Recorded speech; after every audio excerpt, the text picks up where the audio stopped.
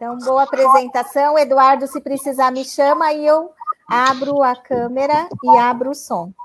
Tá, joia. Obrigado. Obrigada. Obrigada. É bom a gente ficar com o microfone desligado? Estamos ao vivo. Estamos ao vivo há 20 segundos aí. Ô, Rossini, se você puder, cria a configuração para nós estarmos os 4 aparecendo em tela maior, que aí aparece para você essa configuração. Não, ó, só tenho essas opções, ó. Tem uma que aparece só 4. Eu tenho essa opção, tem essa, ó, 1, 2, 3, 4, 5, 6. Só tem essas opções. Tá. Já estamos ao vivo. Na página do Facebook, ó.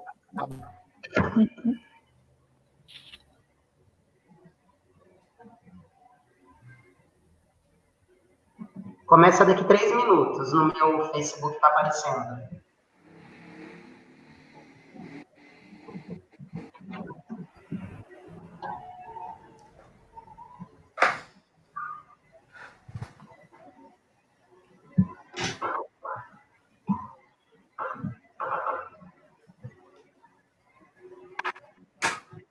As opções. Já estamos ao vivo. Estamos ao vivo. Na página do Facebook.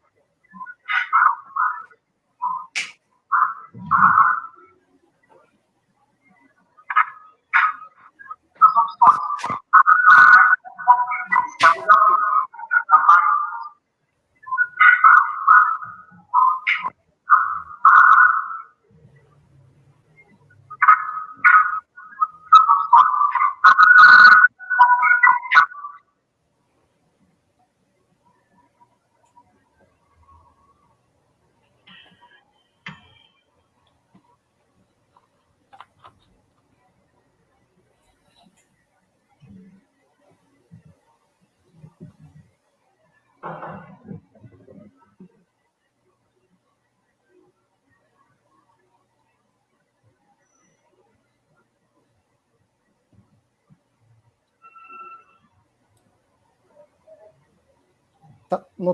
Tem uma outra live lá, né?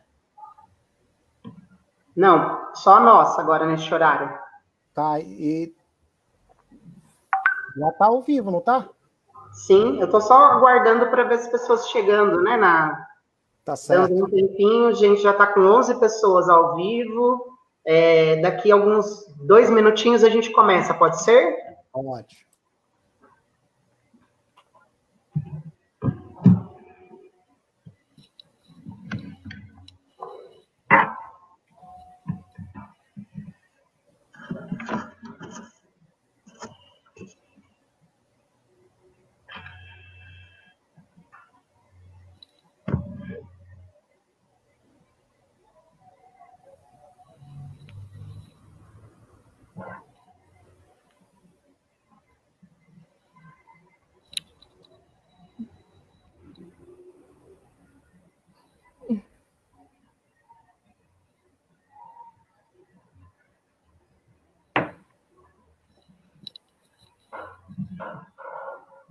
Ô, Rossini, você consegue desabilitar as legendas lá no Face?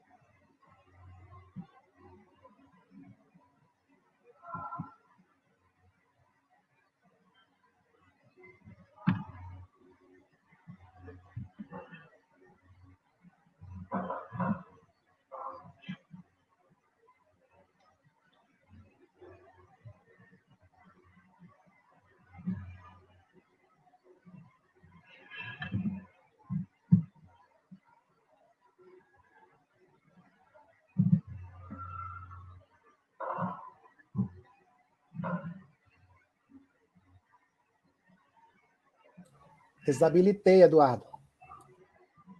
Oi? Desabilitei a legenda já, tá? Valeu, obrigado. Que aí ela não atrapalha a nossa fala, né? Querem começar? Estamos com 20 pessoas online. Pode ser? Boa tarde a todos e a todas que participam com a gente nessa tarde tão especial.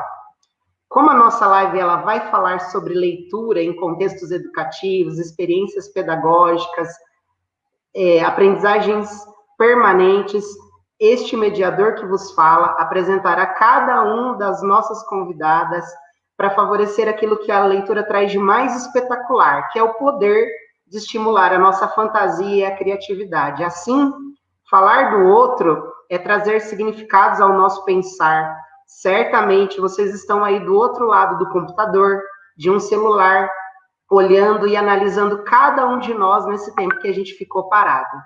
Então, para ajudar vocês a construir percepções sobre cada um de nós, apresentarei todas as pessoas que estão compondo essa mesa de uma forma muito particular. Eu vou começar com a Júlia.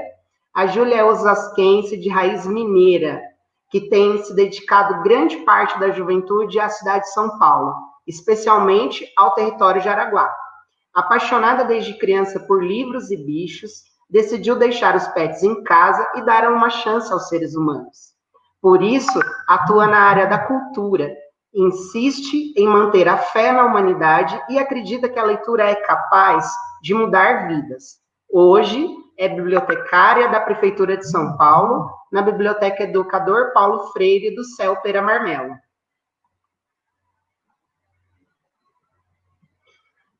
A Maria Valéria. Valéria para alguns, Val para outros. Valerie, quando está sentada em frente da sua máquina de costura e produz máscaras e acessórios de cabelo para o seu baú lojinha. Adora malas, baús, tecidos e felinos. E uma boa parada para um café, um livro e os seus 7 gatos roçando em suas pernas. A Eliane, ela adora cozinhar, mudar receitas, experimentar temperos, buscar harmonia entre os ingredientes. Também alimenta a sua alma com prosas e poesias. A fotografia enquadra seu mundo, enquanto a música acalma seu coração. Um salve ao coral Educantos. E aqui, quem vos fala desse jeito é o Eduardo, o Eduardinho, para a equipe gestora com quem eu trabalho, o Du, um geminiano sonhador, curioso de berço, que aprecia música, séries, planeja viagens, gosta muito de conhecer novas culturas, pessoas e horizontes. Tem um cachorro, 2 gatos e adora, nas horas vagas, semear e plantar. Tem um lema que sempre diz: a vida é muito curta para a gente perder tempo com coisas pouco interessantes. Por isso, acorda cedo todos os dias, de bem com a vida, para tomar o seu café ouvindo uma boa música e lendo as notícias diárias. É um apaixonado pela educação, de qualidade social, que nós tenhamos uma boa tarde de leitura e que o nosso evento seja espetacular. Passo a palavra agora para a nossa amiga Júlia, que vai iniciar os trabalhos da nossa mesa de hoje. Oi, boa tarde, gente.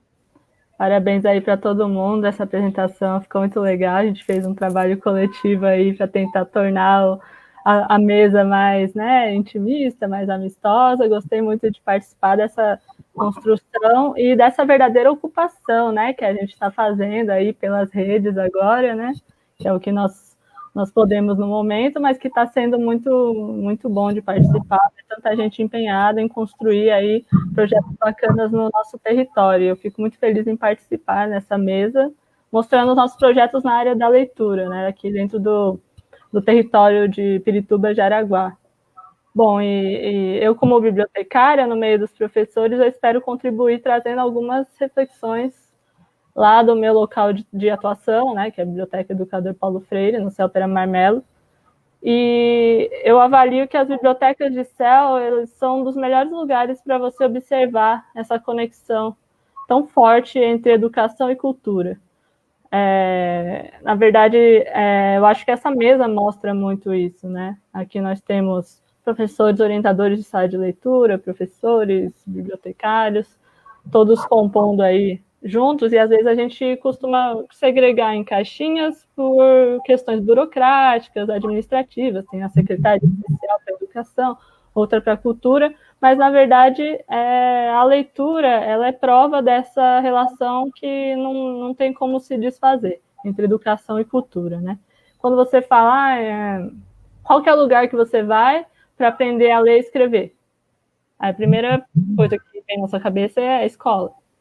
Quando você fala, e quando você precisa fazer uma leitura, um lugar com muitos livros, onde que você vai? Aí já vem na sua cabeça, a biblioteca.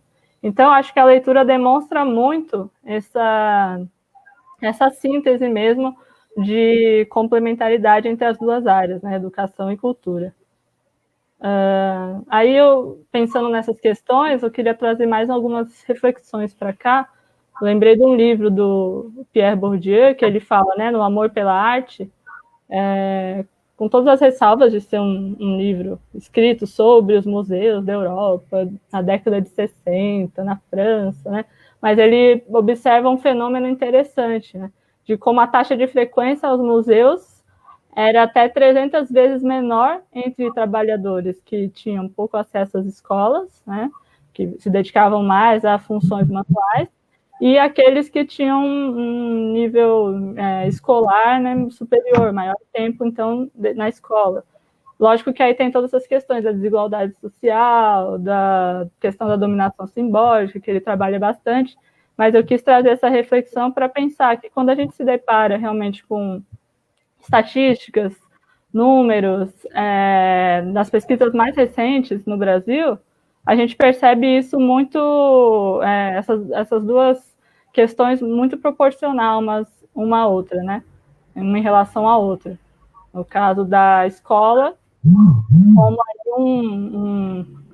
a base que vai edificar, né? E dentro dessa perspectiva de uma aprendizagem permanente ao longo de toda a vida do indivíduo, a frequência das pessoas no equipamento cultural, ou então a produção cultural, ou seja, o exercício dos seus direitos seus direitos culturais enquanto cidadão, que está muito ligado aos direitos humanos mesmo, né? A Unesco coloca lá na Declaração Universal sobre a Diversidade Cultural como uma das facetas dos direitos humanos, o direito à cultura. Então, eu quero trazer um pouco da minha experiência aqui com o CEL, porque eu acho que o CEL fala muito disso, né? Principalmente nesse contexto, né, de ser um equipamento muito potente dentro da periferia. E aí desse tipo de equipamento que eu estou falando, né? O CEL, ele é um centro educacional unificado. O próprio nome do CEL já demonstra muito isso, né? Então, educação, cultura, esporte e lazer. E na biblioteca de CEL eu posso observar no dia a dia, ali como lugar da leitura, né, em síntese, ali dentro do CEL, a gente já pensa na biblioteca, por ser um lugar público, né, uma biblioteca em que todos podem entrar, eu percebo muito observando lá essas formas de conexão entre a cultura e a educação mesmo, né. A biblioteca do CEL ela é uma biblioteca pública, então, como eu disse, todas as pessoas podem entrar, e é uma biblioteca muito plural, no sentido do público, porque a gente está dentro de um CEL que tem unidades escolares, acaba tendo, então, como um público muito forte os alunos, né? Mas também, como ela é aberta à comunidade, os alunos também frequentam ela com suas famílias, seus amigos.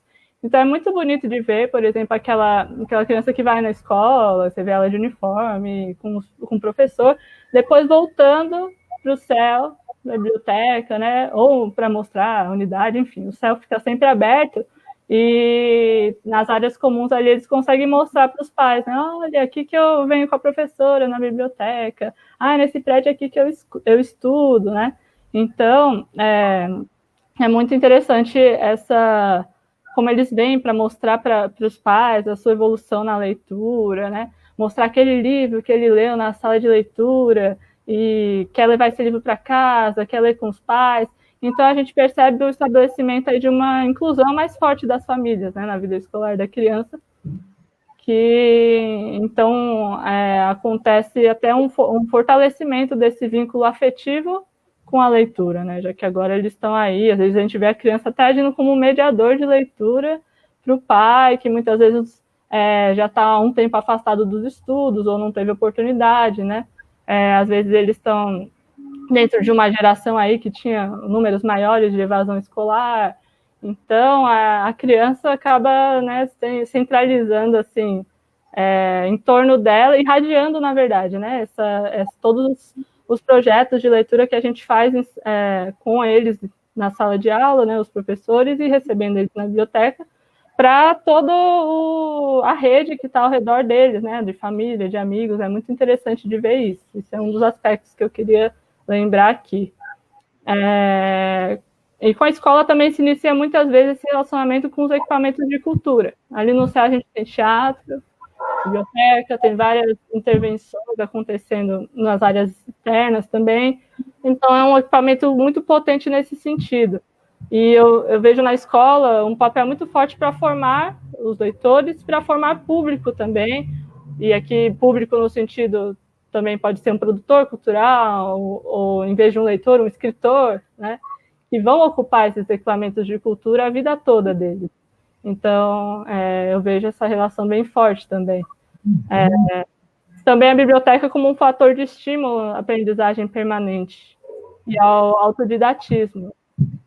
A aprendizagem permanente nos pais, nos adultos que acompanham aquela criança. Muitas vezes eles chegam com uma visão de que a biblioteca é da escola do meu filho. E aí eles veem, eu posso entrar? Como assim, né? Aí entra lá, vê que tem livros da idade dele, assim, como se houvesse essa coisa de idade, não existe, na verdade, né? Mas, enfim, ele vai encontrar toda a variedade ali que se apresenta diante dele, né? No nosso acervo, e vai encontrar alguma coisa que interessa a ele, nem que seja o livrinho para o filho dele ou um livro mais adulto, né? E, aliás, no céu tem EJA, no céu tem universidade, tem cursos, ou seja, é um equipamento totalmente voltado para a inclusão social, né? Para a inclusão dessas pessoas. E o autodidatismo tanto você percebe na fase escolar quanto na vida adulta.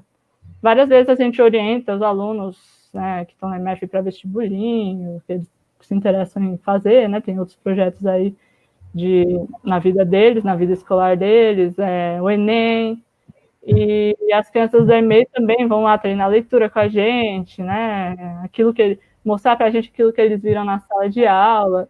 Então a gente percebe muito assim, o desenvolvimento do nosso família, no campo dos estudos, dentro da biblioteca, que é algo que é bem interessante de trabalhar. A biblioteca também, a gente percebe que tem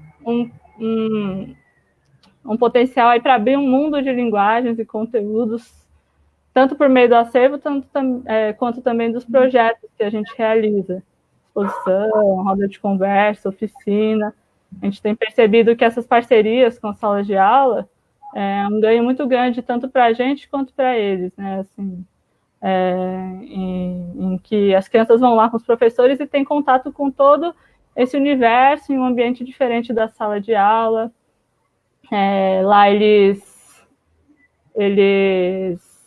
encontram vozes do passado, do presente, podem viajar por várias partes do mundo, e eles ficam realmente encantados assim, de ver toda essa vastidão assim, de possibilidades, né, dentro da biblioteca. Eu gosto muito de falar que a biblioteca é um lugar da liberdade, né, onde você pode escolher os seus caminhos de conhecimento. É um lugar da diversidade, porque lá vai ter as diferentes vozes, né, que compõem as opiniões diversas sobre os assuntos, né, a questão da interdisciplinaridade muito clara ali o tempo todo, de se descobrir os seus gostos, suas habilidades, vai lá escondido, lê um livro que está com um segredo que ninguém pode saber, que ele está guardando, e ele vai lá e encontra um livro e lê naquela leitura mais íntima, introspectiva. Então, é realmente um lugar que você pode ser você mesmo, assim, sair um pouco de certas pressões do mundo lá fora. Então, acho que por isso muitas pessoas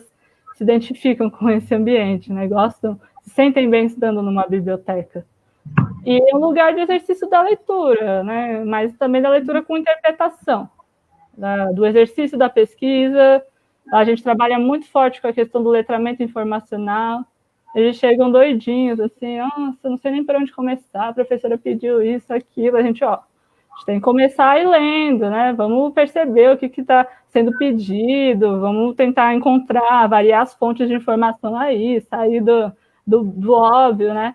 E aí, então, a gente enxerga essas questões como um desafio muito grande para a escola pública e que as bibliotecas têm, de fato, bastante para contribuir, né? Também a questão de... A gente trabalha bastante lá, ajudar o aluno a se reconhecer enquanto um cidadão. Ali ele não é apenas um aluno como os outros, ali é uma biblioteca que tem outras pessoas da comunidade, é um lugar com regras próprias, né? A gente já teve que dar várias orientações para eles sobre o que é um espaço público. Já chegaram a falar para mim, que é público, então posso fazer o que eu quiser. A gente fala, não é bem assim. Espaço público não é desse jeito, vocês têm que, né, defender isso aqui, respeitar.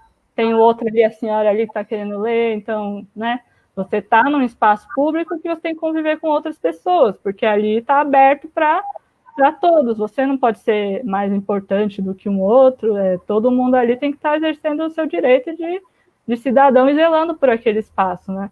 Então, nós trabalhamos forte essa questão, né? Acaba entrando na parte da cidade educadora mesmo, porque lá tem a gente para orientar as crianças, né? Mas também, em certa medida, a comunidade participa da educação deles. Quando um artista da comunidade se voluntaria para dar uma oficina, e aí faz, né, toda essa ponte aí em que o aluno se reconhece naquele... aquela pessoa ali faz um trabalho bacana, ela mora ali perto de mim, então, quer dizer, uma questão de autoestima mesmo, né, de reconhecimento, de pertencimento. Então, várias situações, assim, do dia a dia, às vezes coisas bobas, assim, que a gente considera bobas, mas não são, do lixo mesmo. Já vi vários senhores dando bronca nas crianças, falando, o lixo aí, tem que cuidar da biblioteca. Então, é bem interessante, assim, observar todo esse movimento, assim, de realmente se apropriar do lugar, né? E eles têm que fazer parte disso, com certeza. E também queria falar da questão da Biblioteca do Céu como uma ferramenta importante para a democratização da leitura no território, né? Porque ela atende público geral, público escolar, então a gente recebe muitos alunos de outras escolas.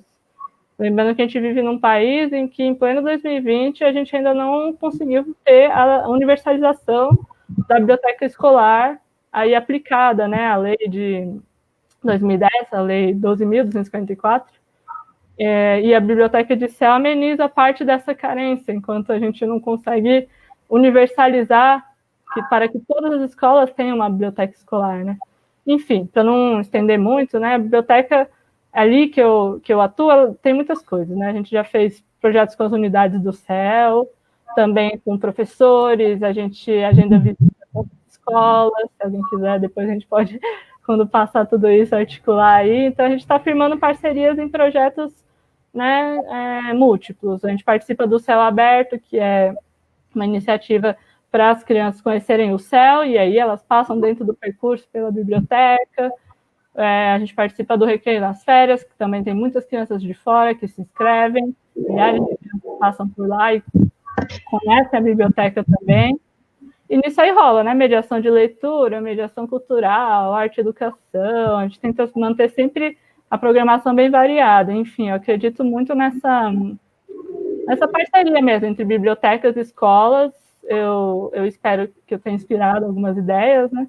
E a gente precisa aí valorizar, ocupar, respeitar, explorar cada vez mais, tanto bibliotecas e escolas, nesse processo aí de leitura e aprendizagem permanente.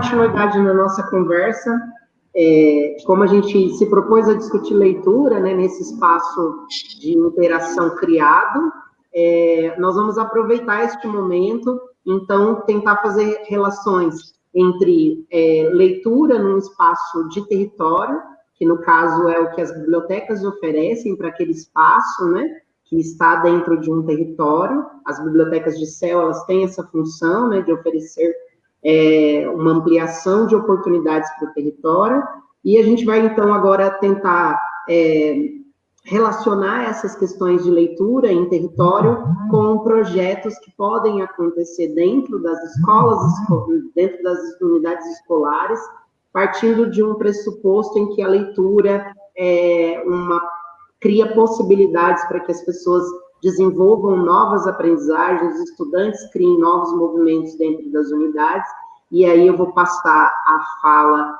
para a Eliane, que é uma professora da Escola Enzo, e nós vamos bater uma bola agora com ela, falando um pouco sobre as experiências do projeto político-pedagógico da unidade onde ela trabalha, e como lá o grupo de professores resolveram dar encaminhamentos pedagógicos relacionados à leitura neste tempo de pandemia. Olá, boa tarde. Queria também agradecer a apresentação, né, que traz para a gente, assim, mais essa humanidade, né, o professor, como aquele lado mais humano, né, do professor, que ele não só dá aula, né, ele faz outras coisas também, né. E, principalmente, agradecer esse evento, né, que eu acho que corresponde muito ao que eu penso de escola pública, que é esse espaço de resistência e de ocupação, né? A gente tem que ocupar os espaços, a gente tem que mostrar o verdadeiro valor da escola pública. Então, eu estou muito, assim, satisfeita de poder trazer, né, o nome da minha escola num evento tão maravilhoso quanto esse. Eu vou falar, né, da leitura, né, de como a gente, lá na escola, a gente organizou a leitura nessa época de quarentena, né, que a gente está, assim, com um distanciamento, né, em relação aos estudantes. Primeiro de tudo, eu acho que é importante falar que antes, né, da quarentena, a gente já tinha construído um projeto político-pedagógico, né, baseado numa pergunta, né, que teve, assim, como uma pergunta-chave, qual o papel social da escola? Então, enquanto a gente respondia essa questão, né, na elaboração do projeto político-pedagógico, a gente, ao responder a pergunta, a gente foi escrevendo esse projeto político-pedagógico, e, assim, o que eu acho que ficou, assim, como uma essência do nosso projeto político-pedagógico é que a escola, ela tinha que atender, ela tinha que trabalhar para aquela comunidade, né? Então, a gente tinha que identificar aqueles alunos e eles tinham que se sentir como partes daquela escola, né? Então, assim, uma busca da identidade, né? Mostrar para eles a identidade deles. A escola tinha que ter esse papel.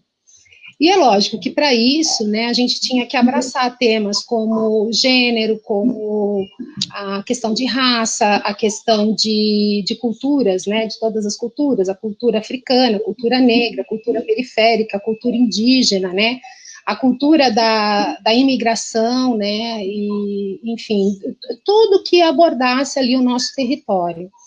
E aí a gente constrói uma escola, né, baseada num currículo, em que a gente tem questões, assim, que a gente vai além das regras impostas. Então, assim, a questão do tempo, de como a gente organiza as nossas aulas, a gente traz para a escola outros debates, além daquele conteúdo próprio daquela série, né, e a sala de leitura, ela está, assim, nesse meio, né, então a gente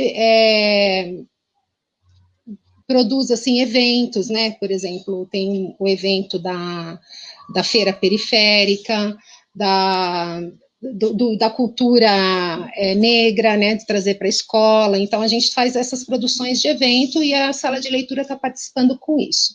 Quando entra a pandemia, chega a pandemia, né, a gente tem aquele instante, né, de afastamento da escola, mas depois de uma semana a gente começa a perceber que não vai dar. Então a gente faz uma reunião lá na escola, a gente fez uma reunião, fala assim, olha, como que vai ser, né? A gente tinha exemplos dos outros países que a pandemia tinha durado muito tempo, e aí como que a gente vai ser? A gente não pode se distanciar desses estudantes, né? E aí a gente começa a elaborar como nós poderíamos acessar esses estudantes longe da escola, né?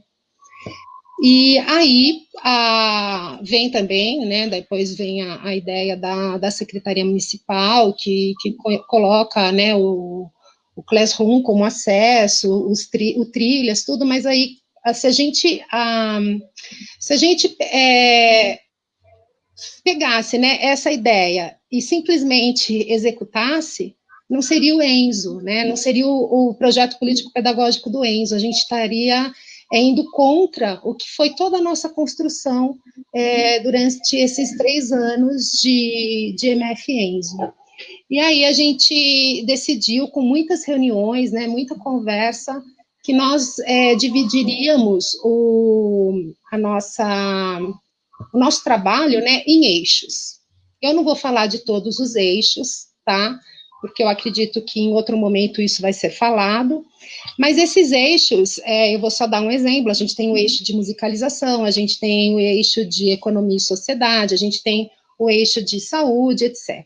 E tem os eixos que contemplam ou diretamente a leitura, e tem aqueles que complementam a leitura, mas por outras vias, né? Então, eu vou dar exemplo desses 2 eixos. O desenvolvimento pessoal, que vai trabalhar, enfim, a autonomia daquele estudante, e geralmente é feita uma leitura de leite para início dessas lives, né, quando tem essas aulas programadas, então a leitura, ela não é o carro-chefe, por exemplo, desse eixo, mas a leitura está presente de alguma forma ali, né. E tem o eixo de cultura, que eles trazem vários tipos, né, de acesso à cultura, e teve como convidados um grupo de Islã, né, do nosso território, e que também, então, contempla, né, a parte da literatura, né, do acesso a essas informações, e também a produção pelos alunos de algum poema, né, algum Islã. E eles também trouxeram, esse grupo de cultura, o acesso a causos, que também é uma parte, né, da nossa literatura, de um gênero literário que contempla, inclusive, assim, a nossa história, né, a nossa cultura brasileira mesmo, né. Então, esses 2 eixos, eles não são ligados diretamente à leitura, mas eles trazem, de alguma forma, a leitura para as crianças e os jovens, né. Os outros eixos, eles vão trazer muita reflexão, né, e que a reflexão, ela acaba assim, você lê vários tipos de textos, você vai refletir sobre esses textos, e isso vai, lógico, ser um transporte para muito entendimento da literatura, né, da literatura em si, né, que é o carro-chefe ali da sala de leitura. Mas tem os 2 eixos que são os principais, né, que trabalham exclusivamente com essa parte de leitura e de literatura, né, porque assim, né, o que a gente isso são todos os professores de todas as áreas, e principalmente a gente da sala de leitura, a gente está tendo muita dificuldade em estar levando, por exemplo, os links de leitura, então a gente está tentando driblar, né, os direitos autorais. A gente não pode bater a gente não pode, assim, ir contra, né, uma regra de direitos autorais, né.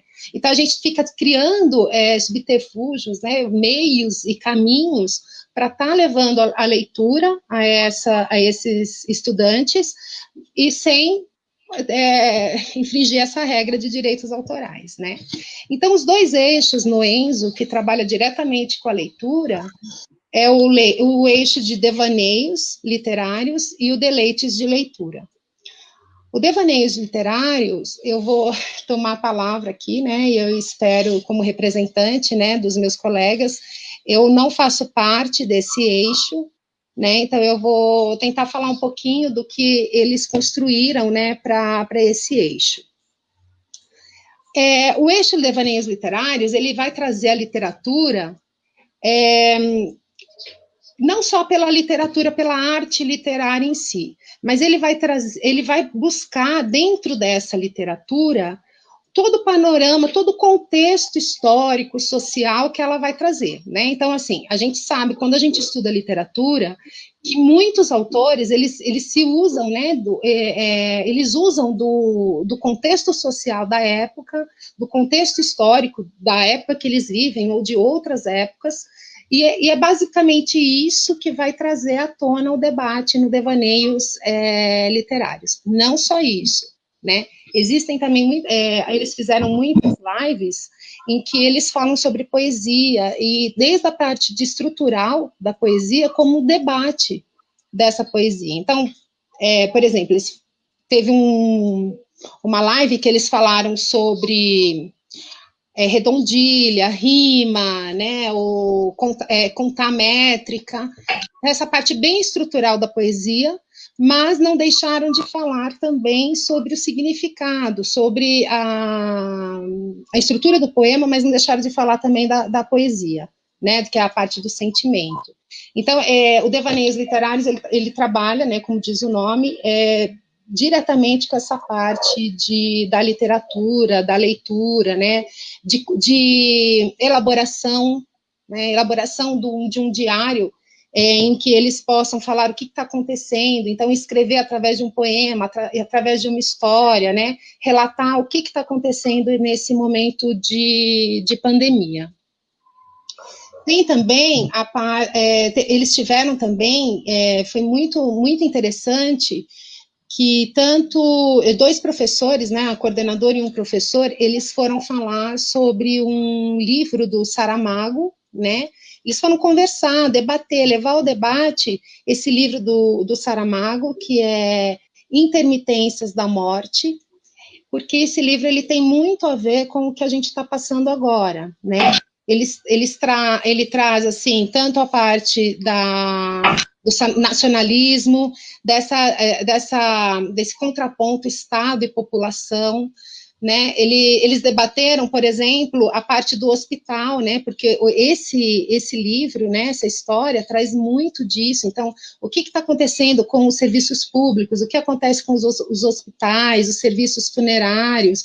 Então, assim, é um livro que eles conseguiram, né, fazer com que aquilo que eu falei logo no início, né, todo um contexto, eles conseguiram, através desse livro, que já foi publicado há algum tempo, né, pelo Saramago, eles conseguiram trazer para a atualidade, né, então, assim, a literatura, ela tem muito disso, ela traz uma mensagem que, às vezes, de uma coisa que já foi escrita antes, ela continua muito atual, né, então, mostrando essa relação também aos estudantes.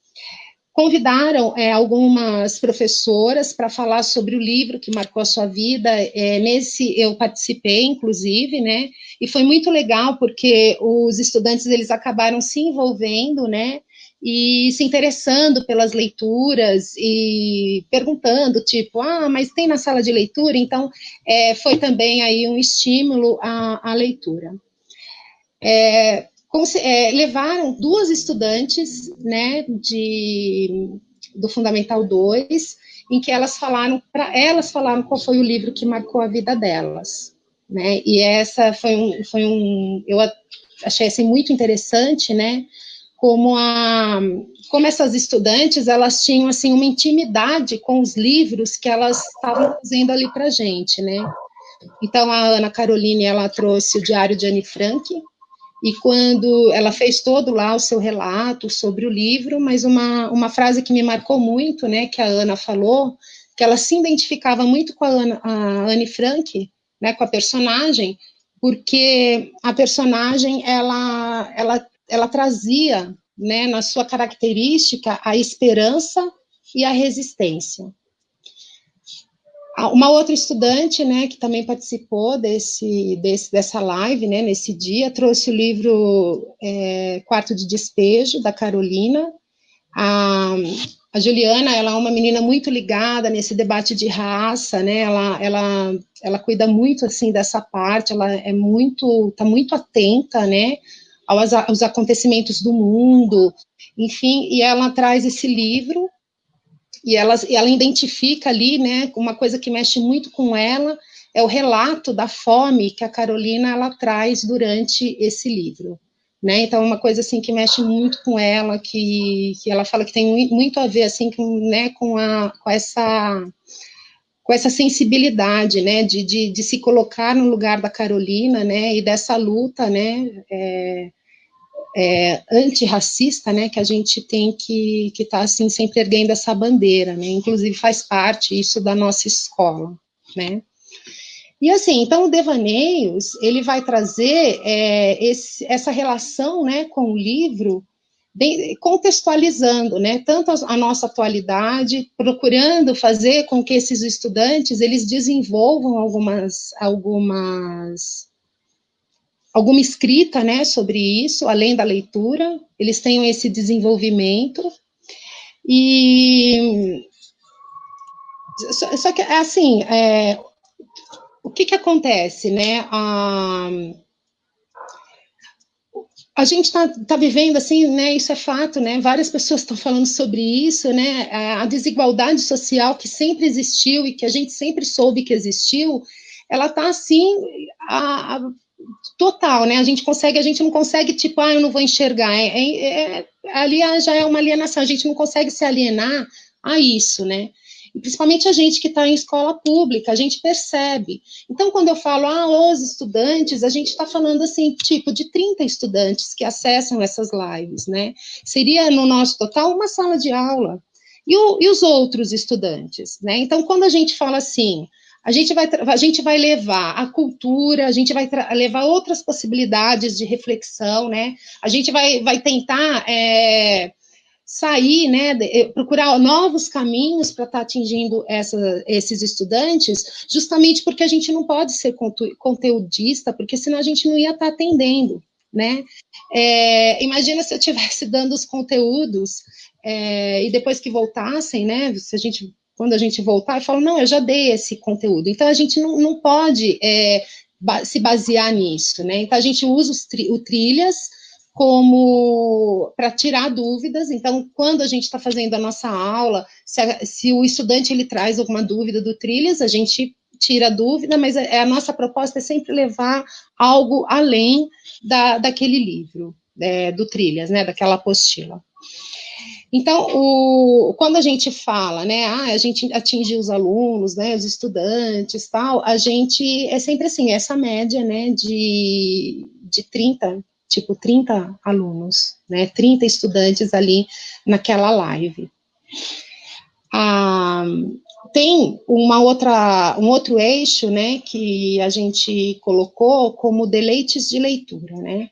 O deleites de leitura, ele é um eixo que preza principalmente a parte da sensibilidade da literatura, né? Trazer para aquele aluno, para aquele estudante, para aquela criança, né? Para aquele jovem, a literatura trabalhando o seu lado, assim, mais escondido, né, então vamos supor, o inconsciente dessa pessoa, né, a gente não traz no deleites de leitura, por exemplo, questões pedagógicas, questões didáticas, é a leitura pelo simples prazer da leitura. Então, a gente tem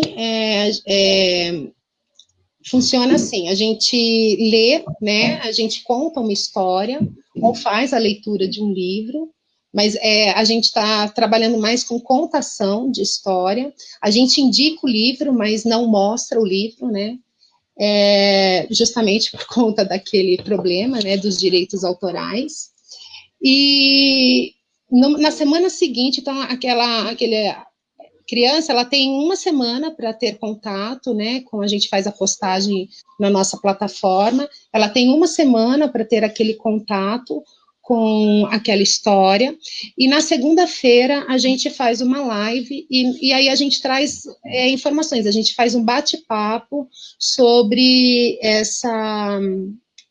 aquela história que foi colocada, que foi postada uma semana antes.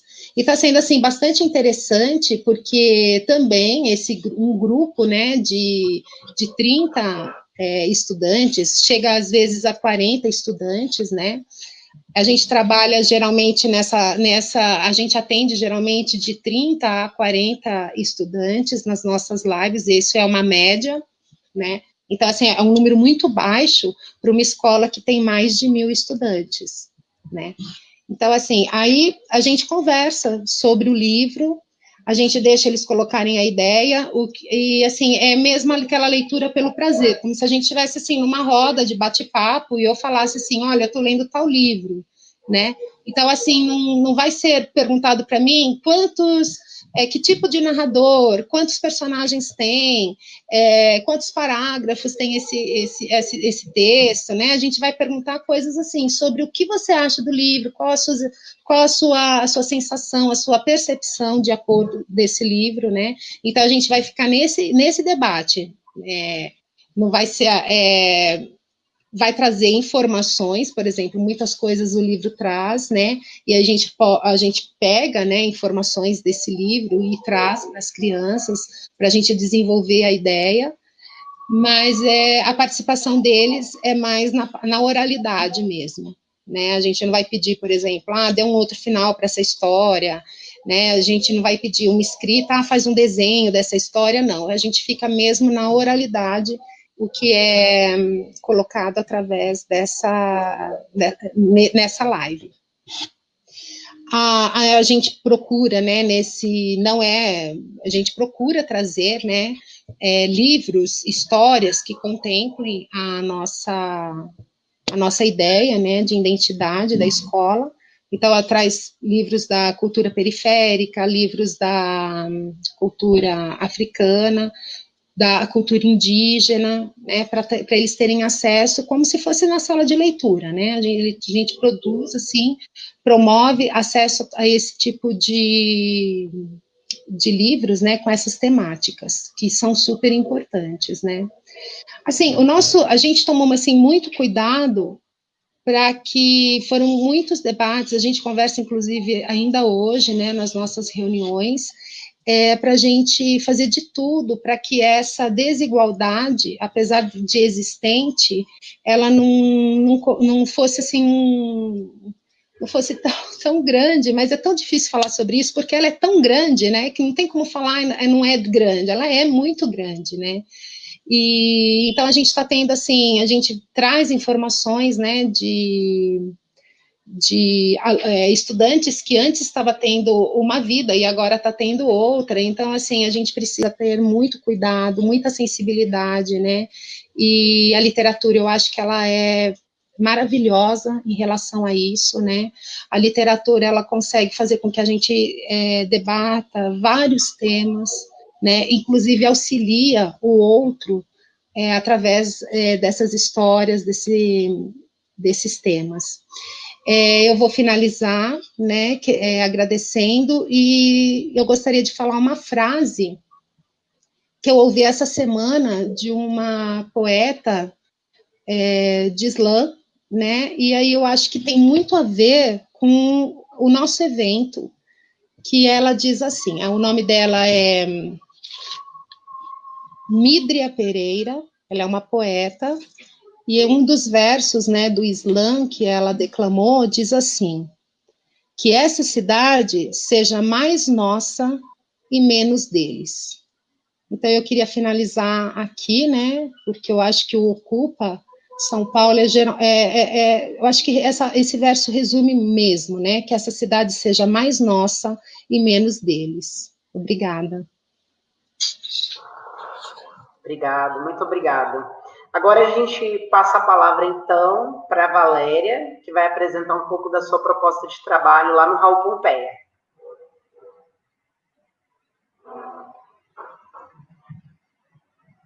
Ô, Valéria, você está com o microfone desligado.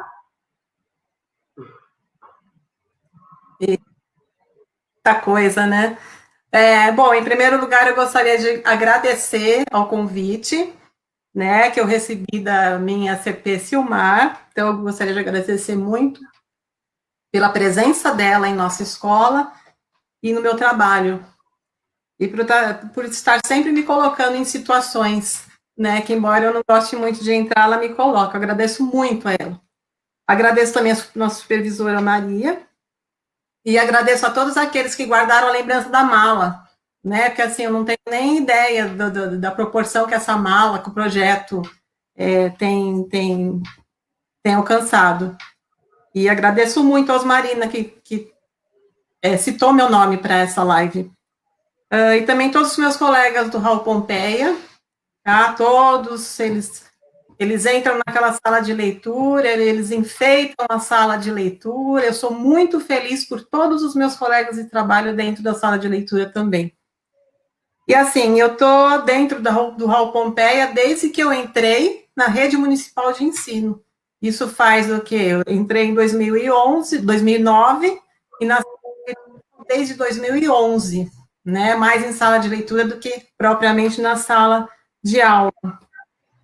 E a IMF Raul Pompeia está localizada no Parque Taipas, né, região norte de São Paulo, mais basicamente noroeste. E aí, então, isso, eu fui convidada para falar um pouco desse projeto de mediação que eu faço desde o início do meu ingresso à sala de leitura. Eu optei pelos alunos, porque eu peguei a sala totalmente de pedra solar, que estava sem orientadora há um tempo, então eu tive que estruturar, arrumar, organizar, e eu era a única da escola. Enfim, não tive dúvidas. Peguei os alunos, eles deram vida à sala. Então, até hoje, eu devo a todos esses alunos, que agora estão moços já, a essa organização, essa reorganização, né? E agradeço uma pessoa especial que deve estar me assistindo também, que é a Márcia Pita, que foi a minha primeira formadora de sala de leitura, e que, por coincidência ou não, ontem ela fez uma live, e a live dela me ajudou muito a estar aqui hoje, como ela me ajudou a estar na sala de leitura da Rede Municipal de São Paulo. Coincidência ou não, a gente está sempre se encontrando, né? Então, assim, o que é uma mediação de leitura em tempos de pandemia? Não dá para não falar da pandemia, né? Essa pandemia que nos afastou tanto, demais. E essa distância, né? Essa distância que dói, essa distância que mata a gente, essa distância dos nossos alunos, e isso, embora a tecnologia seja fantástica, inovadora, ela não chega à nossa comunidade de forma igualitária. Jamais chegará. Então, assim, e nem tão pouco vai substituir o presencial, porque o nosso trabalho é muito presencial. Né? Então, nessa época, como as colegas mencionaram, parabéns às nossas colegas que falaram aí, fiquei bastante grata por estar com elas também. A gente aqui a gente na rede está fazendo de tudo, proximidade através da tecnologia, mas nós sabemos, nós trabalhamos em periferia, e a gente não vai conseguir atingi-los em sua totalidade jamais. Então, assim, há inúmeras possibilidades para se fazer leitura, né, mas através da tecnologia. Mas nossos alunos e alunas não terão essas chances para esses experimentos. Isso dói, né? Então, dessa forma, nós estamos torcendo para nos reencontrarmos em breve. E esse breve nos assusta também, porque esse breve representa que, na verdade, não representa que estará tudo bem. A gente vai continuar com muitos cuidados. Né? A gente não vai poder ter a proximidade que a gente tinha. Como que uma sala de leitura vai ser aberta pós-pandemia? O manuseio dos livros, né? De levar livro para casa, de levar para a sala. Como que a gente vai fazer isso? Né? Porque isso não vai acabar de uma hora para outra.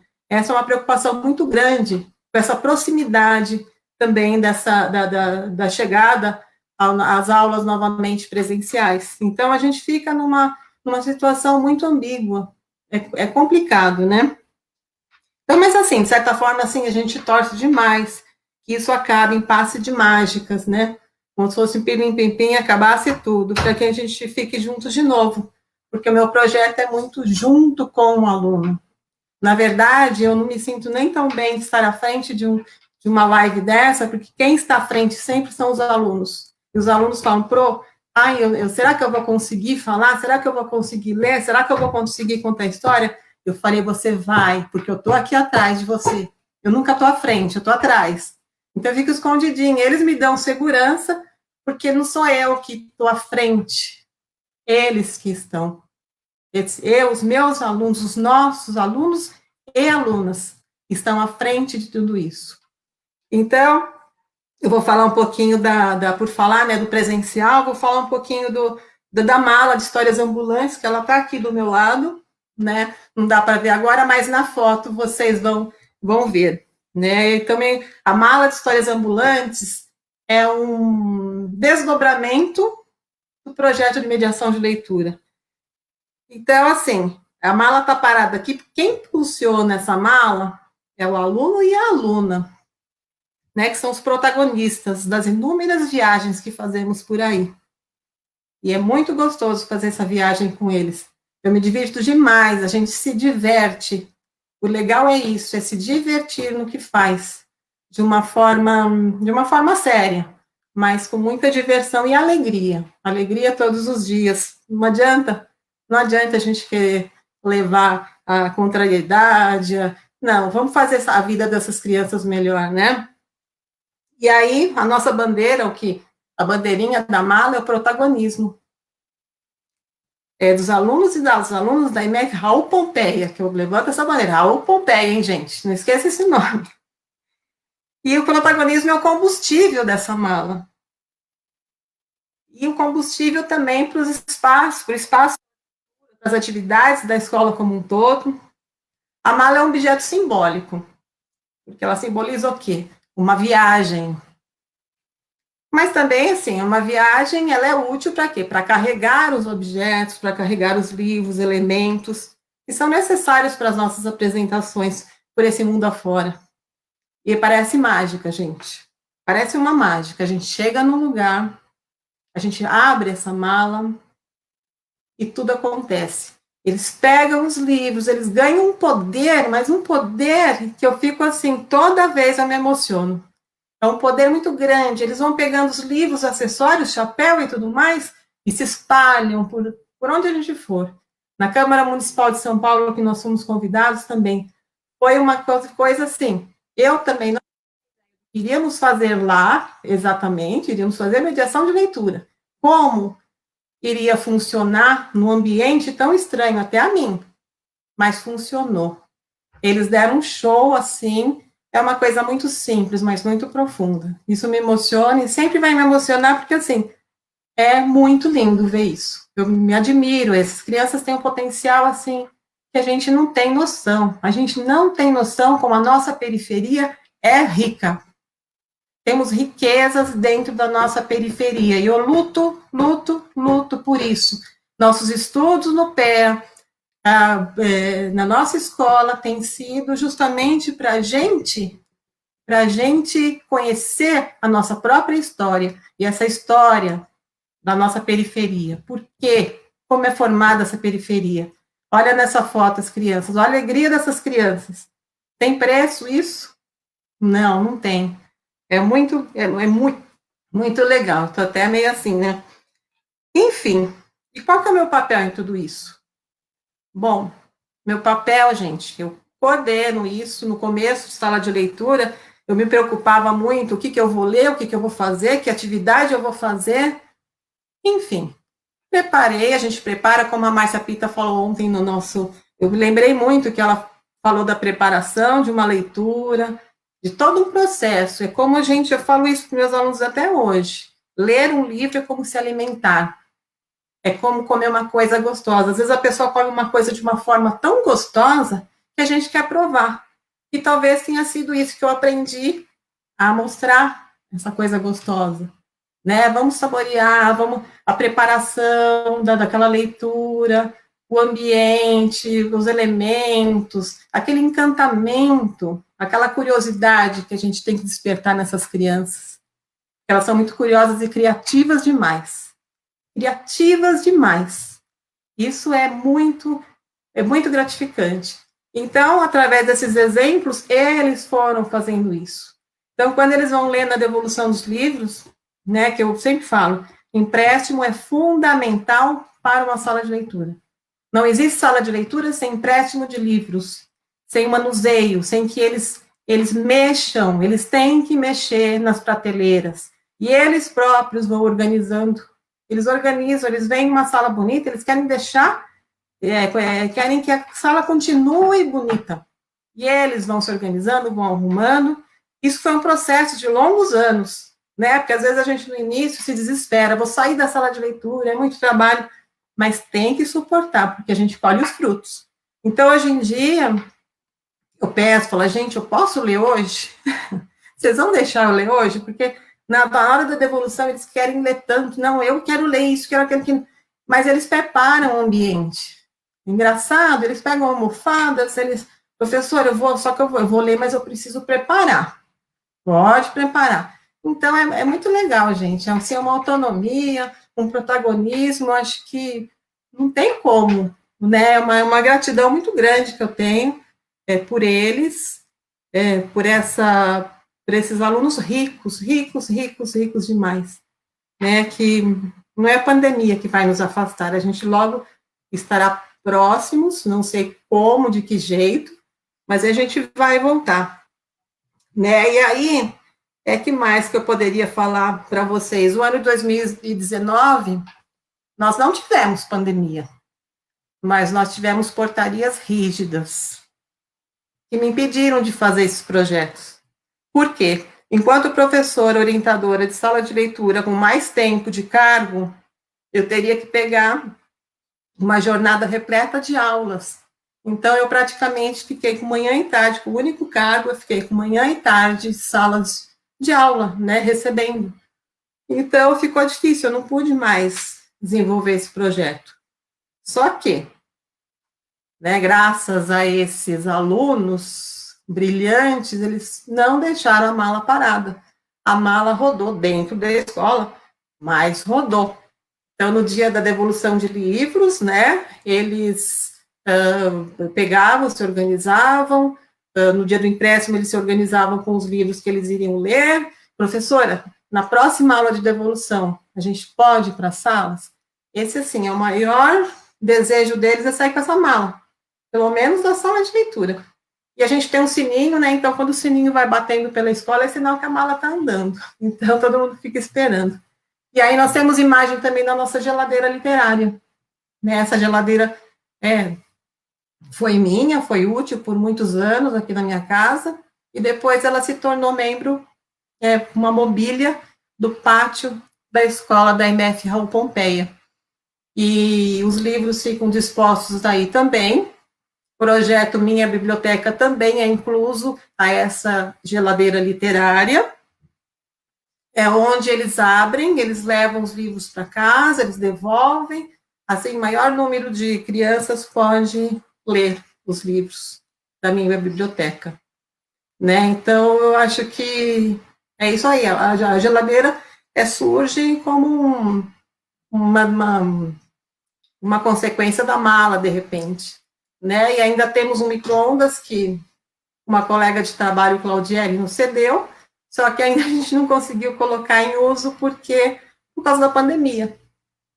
Então, assim, ano passado foi portaria, esse ano foi uma pandemia. Mas nada segura a gente, não. Quando a gente quer fazer, e na companhia que eu tenho desses alunos, a escola também abraça minhas causas, a direção, né? Temos a Fernanda, o Rui, a Adriana, assim, e a Silmar, como eu já mencionei, eles abraçam minha causa, minhas loucuras, e me permitem, né? Eu acho que isso é muito importante, quando a direção deixa a gente atuar, desde que seja uma atuação que seja boa para os alunos, eu acho que vale, né, gente? Então, assim, eu queria falar mais ou menos isso. Gostaria de indicar um livro da minha mala. E queria mostrar também isso aqui, ó. Esse é o colete do leitor. Eu ganhei esse colete da nossa amiga Zilá, que trabalha na escola. Então, alguém já me viu usando esse colete. Eu pareço uma louca com a mala, puxando a mala e usando esse colete aqui para as crianças me acharem. Né? Se a gente vai num espaço muito grande fazer mediação, eu falo, olha, Pro, que a Pro tá bem. Eles amam esse colete. E eles também usam quando eles vão ler na sala de leitura. É o colete do leitor. E a Zilá, minha querida Zilá, que não sei se ela está assistindo a gente, eu sou muito grata por ela também, porque ela me presenteou com o colete que ela fez. E a mala aqui. E vou fazer uma indicação de leitura, posso?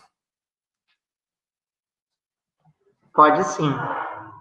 Então, um dos livros, uma das últimas aquisições foi Carolina Maria de Jesus, ilustrado.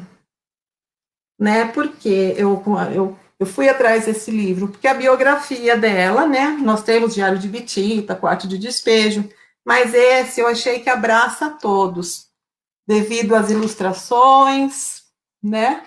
Eu achei bastante pertinente eu comprar. E aí, dá para ver? Tá cá. E nós vamos trabalhar com ele também, além de outros títulos de Carolina Maria de Jesus. E para finalizar, eu queria ler uma frase dela, posso? Com toda licença, Carolina Maria de Jesus. Quem escreve pode passar fome de comida, mas tem o pão da sabedoria e pode gritar com suas palavras. Carolina Maria de Jesus. Então, uma boa tarde a todos. Muita gratidão por ter participado com vocês. Obrigada. Pessoal, antes da gente abrir para possíveis perguntas, eu vou também apresentar, né, livros que eu gosto de trabalhar aqui na formação de professores na MF Badra, né? Eu sempre digo que um dos grandes projetos que a gente realiza é o Leituraço. A gente, nesses últimos anos, conseguiu sistematizar uma ação muito produtiva e eu acho que ele é um ganho para a rede, essas possibilidades de projetos de sala de leitura ganhar escola, né? Então, eu vou indicar um livro que eu sempre digo que livros que estão despencando quer dizer que eles passaram por muitas mãos, quer dizer que ele chegou a muitas crianças. Eu vou indicar um livro, que é um livro que eu li para as professoras, que chama-se, é um livro infantil, eu gosto muito de literatura infantil, ele chama-se A Menina Furacão e o Menino Esponja. Ele é do Ilan Brenner, dá para trabalhar a questão da diversidade na escola, as diferenças, as possíveis interações através das diferenças. Do Ilan ainda, eu vou indicar um para o quarto, quinto ano, que os professores gostaram muito de ler com as crianças, e eu já fiz várias interações com a molecada aqui sobre este livro. Ele chama-se Segredos, do Ilan Brenner também, que é desse escritor que eu estava falando. Nós temos nas salas de leitura das escolas. Um outro livro que eu gostaria de indicar chama-se A Verdade Segundo Arthur. Esse livro também cria muitas possibilidades de discutir com as crianças. É um livro sobre mentiras. E para finalizar a questão do respeito às diferenças, né, também na prática infantil, então eu estou falando para os meninos, né, e meninas, e os educadores aqui que trabalham principalmente com o ciclo de alfabetização, é o Tratado da Aranha e da Rã. Esse livro também chegou nas unidades escolares este ano, né, alguns no ano passado, outros este ano, e que traz excelentes possibilidades de ação junto às crianças. Eu queria dizer que eu fico muito orgulhoso de poder participar dessa live com vocês, representando a unidade onde eu trabalho, as educadoras. Eu peço licença para elogiar as professoras de sala de leitura, a professora Sabrina, que está chegando este ano para trabalhar com a gente, que veio de uma outra EMEC, em qual desenvolvia um trabalho muito brilhante lá também, e que há poucos dias, propondo atividades de leitura para as nossas crianças, teve um livro seu, né, uma contação de história, sendo divulgada pela autora do livro no seu Facebook, no seu Instagram, e isso traz para a escola uma ação muito bonita, né? Eu vi uma professora aqui na nossa live participando, que é a Gleice, que trabalha lá no Raul Pompeia também hoje, que alguns anos atrás, num projeto nosso Leituraço, a escritora do Black Power de Taiô divulgou também o material produzido na nossa unidade. E aqui, então, eu abro, se algum dos outros membros dessa conversa quiser compartilhar outros livros, senão a gente abre para as perguntas, porque o nosso tempo já está ultra estourado. Posso falar? Pode.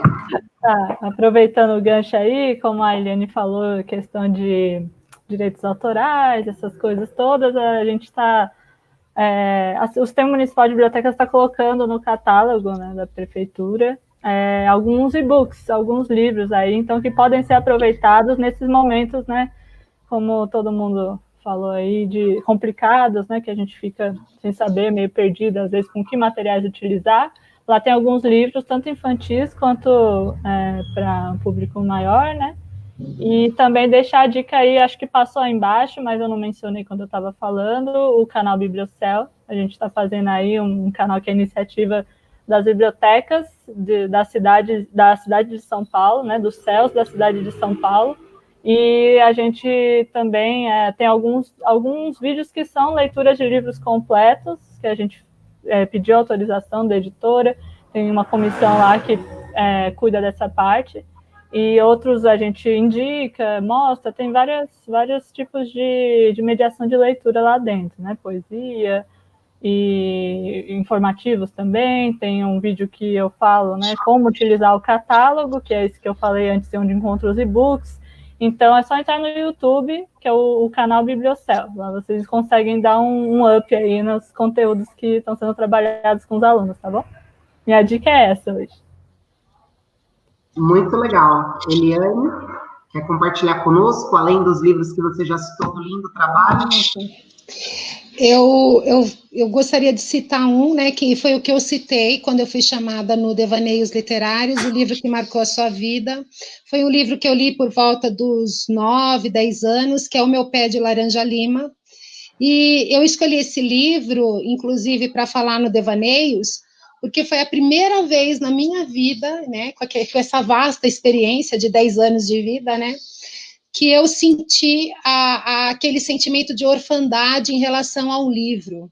Quando ele acabou, eu falei, e agora, né? O que vai ser da minha vida? Eu estou sem um livro para ler, né? Então, eu acho... E esse sentimento, ele me acompanhou, assim, há muitos anos, né? Desde que eu me tornei uma leitora. Tem livros, assim, que mexem demais com a gente e que nos deixam órfãos quando a gente termina de ler, né? Porque é um companheiro, aquilo que está te fazendo companhia em determinados momentos. E a história acaba, né, de tão linda, que mexe tanto com a gente, né, que, como eu falei, a literatura tem esse poder. Então, eu deixaria O Meu Pé de Laranja Lima como indicação, e eu queria indicar mais um livro, e que aí tem muito a ver com o nosso evento também, né, que tem um passarinho como símbolo, né, que é Para Criar Passarinhos, do Bartolomeu Campo de Queiroz, e uma das frases, né, que eu gostaria de ler é assim, ó: para bem criar passarinho, é proveitoso ignorar as grades, as prisões, as teias.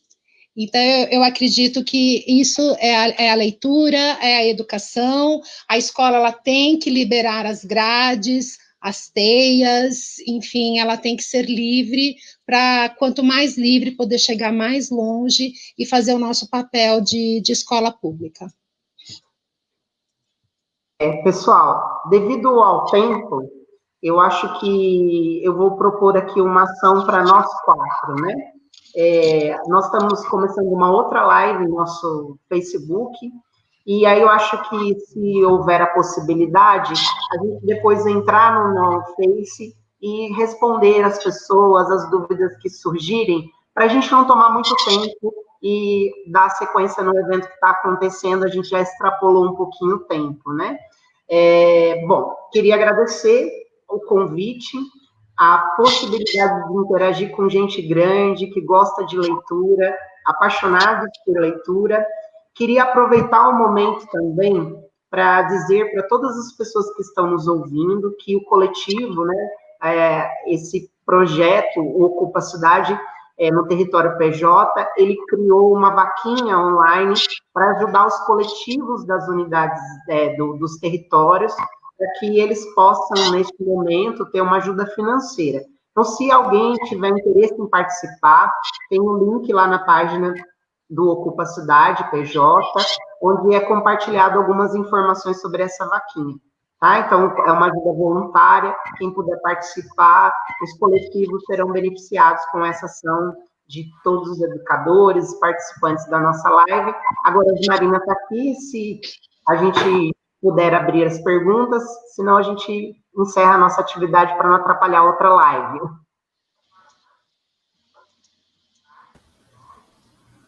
Bom, boa tarde. Agradecendo, né, pela participação, foi excelente a live, muitos parabéns no chat, muitas pessoas parabenizando, assim, foi, assim, muito bom ler todos os parabéns. E aí, eu acho que ficou uma pergunta que eu não sei se foi respondida, porque eu acabei, a minha transmissão caiu umas 3 vezes, e a pergunta foi para a Biblioteca do Céu. Existe algum projeto das bibliotecas para contar a história do nosso território? Pois estudamos a história do mundo todo e não conhecemos a história do nosso bairro. E uma outra pergunta que eu acho que foi respondida no chat, mas que ficou aqui também, que é para a MF Enzo, que era para repetir o nome do livro, acho que do livro dos devaneios. Essas 2 perguntas ficaram, o restante foram muitos parabéns, enfim. O livro foi respondido pelo chat, nós respondemos no chat. Júlia, com você. Oi, posso falar então, né? Tá bom. Então, quanto à questão da história, acho que quando a gente resolveu se debruçar nesse resgate da memória, foi principalmente a partir do livro do Céu, né? A gente participou de um curso, todos os bibliotecários da rede, professores, acho que gestão dos céus, eram todos céus envolvidos, né? E aí, dentro disso, o quadro de cada céu estava lá dentro, um de cada núcleo. E aí a gente construiu, né, cada um no seu céu, trabalhando uma pesquisa mesmo, um resgate histórico, tanto, né, antes, assim, períodos lá atrás, no século passado, até também ali com os próprios moradores, as lideranças do bairro, todo o pessoal que está construindo a história coletivamente lá junto com a gente. Então, a partir desse livro, que acho que a gente começou a olhar, de fato, assim, para a nossa própria história e, a partir daí, também se integrar com outros projetos, criar uma relação, né, de rede mesmo, e dentro disso eu vou citar também tudo isso estava em desenvolvimento, né, então vou citar uma parceria que a gente estava trabalhando antes de acontecer o fechamento das bibliotecas, né, que foi com a MF Estação de Araguá. A gente levou para lá, né, o professor Henrique, de lá levou o painel do território de Araguá, e como é um projeto que lida muito com essa coisa do território, de você levar os alunos até cada um desses lugares importantes ali dentro do Jaraguá, né, passeando por vários lugares, e aí a gente estava marcando deles virem conhecer o Céu Pera Marmelo também, compondo então como parte, né, dessa história mesmo em tempo real, né, vamos dizer assim. Então, acho que foi mais nesses momentos, né, que a gente se debruçou bastante nessa questão, e estou planejando aí, quando voltarmos, tudo, com a biblioteca aberta, que eu acho que muita coisa depende muito desse encontro, desse convívio ali presente, né, explorar mais do resultado dessa pesquisa, do livro, né, em exposições, rodas de conversa, chamar outras MFs também, né, do território de Araguá. Então, tem muitos planos aí pela frente, tá bom?